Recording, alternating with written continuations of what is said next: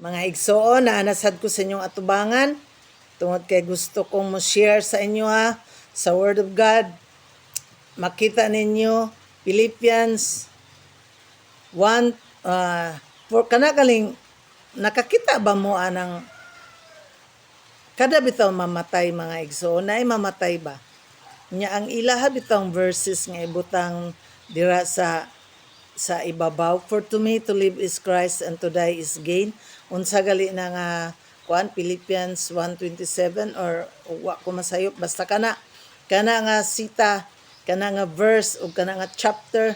For to me to live is Christ and to die is gain. Mga igsoon, ako mong pasabton ana nga dili tanang mga tao nakaingon ana mga igsoon tungod kay kana nga message kana nga gikan na kang Paul sa dihang nakaila siya kang Kristo mga igsuon, di ba gikuan man grabing kasakitan ni Paul sa dihang nahimo siyang disipulo ni Jesus, daghan kay siyang persecution pero iyahanang gi-account tanan nga for to me to live is Christ and to die is gain. So grabe man ang iyang kasakitan adto mga igsuon pero naka-declare gid siya nga for to me to live is Christ and to die is gain.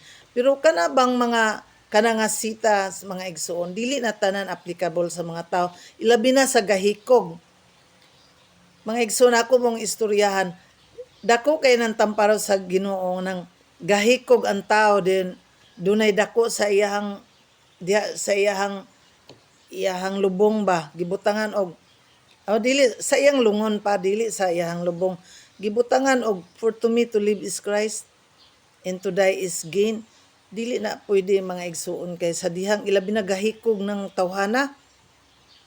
Nakabalo naman gyud ta sa taong gahikog mga igsuon is doomed to hell gina siya, wala gina siya bisag unsaon pa na inyong pangadji nga mabutang na siya purgatorio or unsa man ana nga mga pagtulunan with respect sa mga Katoliko, no, kay ako I am Catholic also before, but sa dihang nakabasa ko sa Bible ang for to me to live is Christ and to die is gain is not intended sa mga tao nga naghikog sa kana nga passage is only applicable sa mga Christian nga nidawat kang Kristo o kuan ba kanang for the sake of Christ wala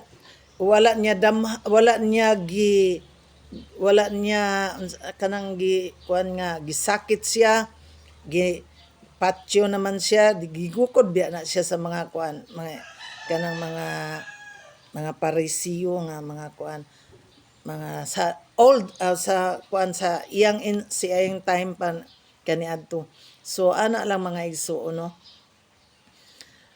kana nga for to me to live is Christ and to die is gain is only applicable sa mga tao nga martyr o nag-serve sa Ginoo. Pero in town ako mong pahibal-on nga ayo intawag sabiiti na siya sa passage kanang gahikog, ilabi na kanang bitang tungod sa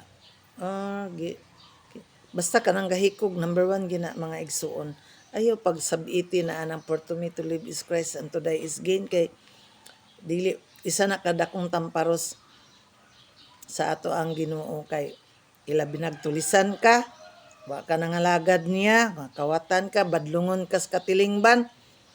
Nya di man inon ta maka-judge into conclusion ta pero kana bang gahikog mga igsuon.